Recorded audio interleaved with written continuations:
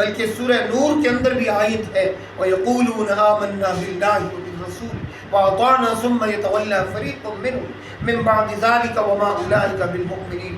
یہ سیم آیات ہیں، اور ان کا جو شان نزول ہے، ایک منافق اور ایک یہودی کے ہاں آپس میں جھگڑا ہو گیا، اور اس نے بارگاہ رسالت، بلکہ اس نے کہا، مسلمان نے کہا کہ کعب بن اشرف کے پاس چلتے ہیں، وہ یہود کا عالم تھا۔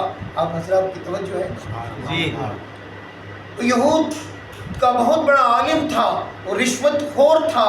اس نے کہا اس کے پاس چلتے ہیں۔ کون کہہ رہا ہے؟ کلمہ پڑھنے والا کہہ رہا ہے۔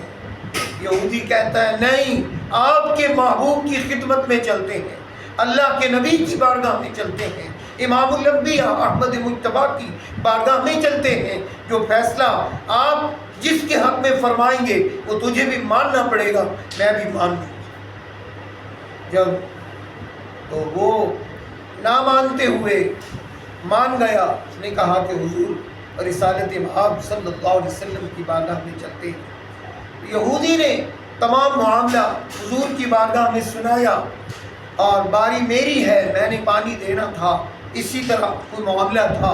میرے کریم آقا علیہ الصلوۃ والسلام نے سارا معاملہ سنا، اور سننے کے بعد میرے کریم آقا نے یہودی کے حق میں فیصلہ فرمایا، اور پھر اس کو پھر بھی اس کلمہ پڑھنے والے مسلمان کو پھر بھی اس کے دل میں شکوک و شبہات پیدا ہوئے۔ کہنے لگا نعوذ باللہ من ذالک، کہنے لگا کہ ابو بکر کی بارگاہ میں چلتے ہیں۔ اس نے کہا کہ تو نے کریم آقا کے فیصلے کو نہیں مانا، صدیق اکبر کے فیصلے کو کیسے مانے گا؟ چل تیری مانتا ہوں، صدیق اکبر کی خدمت میں چلتے ہیں۔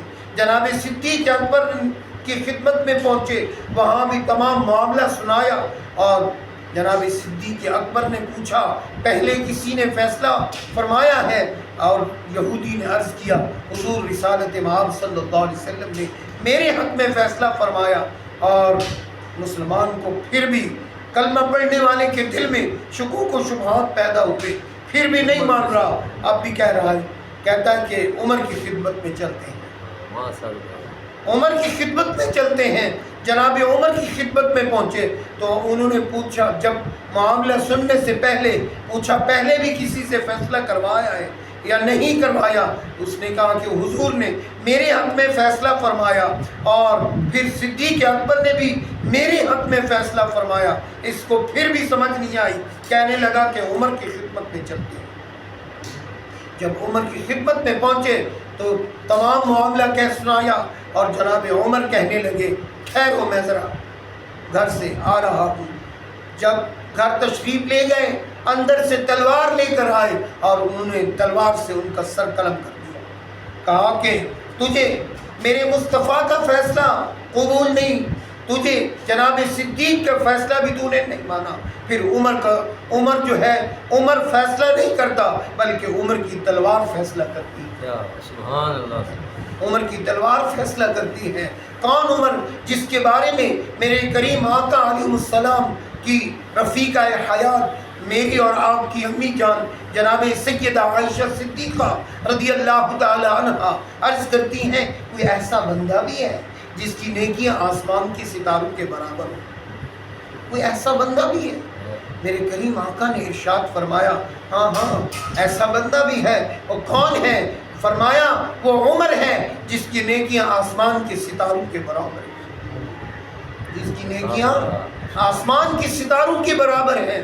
جناب سیدہ عائشہ صدیقہ رضی اللہ تعالی عنہا کے دل میں تھا کہ شاید میرے ابا حضور کے بارے میں فرمائیں گے، آپ تو غیب دان ہیں، آپ تو مخبر صادق ہیں، آپ تو محسن انسانیت صلی اللہ تعالی علیہ وآلہ وسلم، آپ جان گئے اور آپ سمجھ گئے کہ اپنے ابا حضور کے بارے میں پوچھنا چاہتی ہیں۔ اور کیا میرے کریم آقا نے فرمایا اے عائشہ، عمر کی نیکیاں آسمان کے ستاروں کے برابر، وہ ساری نیکیاں ایک طرف، اور تیرے بابا کی ہجرت والی رات کی غار والی نیکی یہ سب پہ باری ہے، تمام نیکیوں پر باری ہے۔ اللہ اکبر! کہاں ستارے آپ اور میں گن سکتا ہوں؟ کوئی بھی نہیں گن سکتا۔ آسمان کی کتنے ستارے ہیں، لیکن خدا کی عزت کی قسم وہ ساری نیکیاں ایک طرف، لیکن ہجرت والی غار والی نیکی وہ سب پہ بھاری ہے۔ بے شک اللہ اکبر۔ اور ایک اور حدیث کے اندر فرمایا میرے کریم آقا نے، میں علم کا شہر ہوں، ابو بکر اس کی بنیاد ہے، عمر دیواریں ہیں، عثمان چھت ہے، علی دروازہ دروازہ ہے۔ سبحان اللہ، علی دروازہ ہے۔ حاضرین محترم، اسی طرح دوسری حدیث کے اندر فرمایا کہ ابو بکر میرا سر ہے، عمر میری آنکھیں ہیں۔ آپ دیکھیں تو صحیح، ذرا غور تو کریں، ذرا تصور، چشم تصور میں ذرا گھوم کر، ذرا کھو کر غور تو کیجئے کہ حضور کس طرح تشبیہ دے رہے ہیں۔ فرمایا ابو بکر میرا سر ہے، عمر میری آنکھیں ہیں۔ کتنی بڑی بات ہے، سبحان اللہ۔ کتنی یہ پیار بھری بات ہے۔ میرے کریم آقا علیہ السلام عمر کو اپنی آنکھوں سے تشبیہ دے رہے ہیں۔ فرمایا میری آنکھیں ہیں، عثمان میری زبان ہے، علی میرا سینہ، سبحان اللہ، علی میرا سینہ ہے۔ اللہ اکبر۔ تو کتنی بڑی بات ہے۔ اور کریم آقا علیہ السلام کوہ صفا پر جاتے ہیں، پہاڑ پر جلوہ افروز ہوتے ہیں، اور جناب صدیق ہوتے ہیں، جناب عمر عثمان ہوتے ہیں۔ اللہ اکبر۔ جب پہاڑ خوشی سے جھومتا ہے، لرزتا ہے، میرے کریم آقا پاؤں کی ٹھوکر مار کر فرماتے ہیں کہ تجھے معلوم نہیں تیرے اوپر ایک نبی ہے، ایک صدیق ہے اور 2 شہید ہیں۔ وہ 2 شہید کون تھے؟ جناب عمر اور جناب عثمان ذو النورین کی ذات تھی۔ حاضرین محترم، یہ وہ عمر ہے جب آپ کا دور خلافت ہوتا ہے۔ اللہ اکبر۔ تو آپ دیکھیں بہت سارے ایسے واقعات ہیں۔ مصر کا واقعہ آپ نے سنا ہوگا کہ مصر کے گورنر نے آپ کی طرف خط بھیجا کہ ہر سال ایک نویلی دلہن کو اس کے اندر اس کے سپرد کیا جاتا ہے، بنا ہو سنگار کر کے یہ پھر دریا بہنا شروع ہوتا ہے، چلتا ہے، یہ ہر سال اسی طرح کرنا پڑتا ہے، لیکن اس سے جان نہیں چھوٹ رہی۔ میرے اللہ اکبر محبوب کے مراد رسول فاتح بیت المقدس جناب سیدنا فاروق اعظم رضی اللہ تعالیٰ عنہ خط لکھتے ہیں۔ اللہ اکبر۔ دریا کوئی عالم تھا، دریا کوئی پی ایچ ڈی تھا، دریا کوئی ایم اے پاس تھا، دریا کوئی بی اے تھا، کون سی ڈگری تھی؟ دریائے نیل کے پاس۔ حاضرین محترم، جناب عمر کا لکھا ہوا خط گورنر کے پاس جاتا ہے۔ گورنر مصر کے گورنر کو جناب فاروق اعظم فرماتے ہیں اس خط کو دریا کے اندر ڈالنا تیرا کام ہے، آگے دریا اللہ کی رضا کے لیے بہنا شروع۔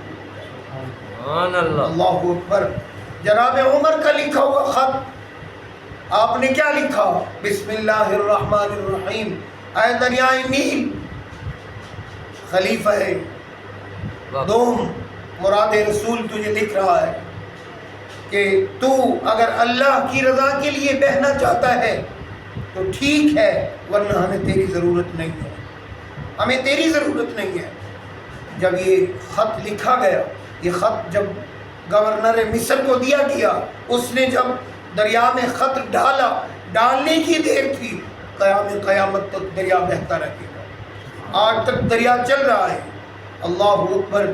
ایک بڑھیا تیل لے کر جا رہی تھی اور پاؤں پھسلا، ٹھوکر لگی، ہاتھ سے تیل گر گیا، زمین نگل گئی، اور جناب عمر رضی اللہ تعالیٰ عنہ یعنی وہ کھڑی رو رہی تھی، بہت پریشان تھی، کہہ رہی تھی کہ میں کسی کی غلام ہوں، میرا آقا بڑا سخت ہے اور مجھ سے تیل گر گیا، اب میرے پاس کوئی پیسے بھی نہیں ہیں، میں کیسے لوں؟ میرے اللہ اکبر جناب فاروق اعظم رضی اللہ تعالیٰ عنہ آپ زمین پر ٹھوکر مارتے ہیں، فرماتے ہیں زمین اس کا تیل کیوں نگل لیا ہے، ابھی فوراً اس کا تیل واپس کر۔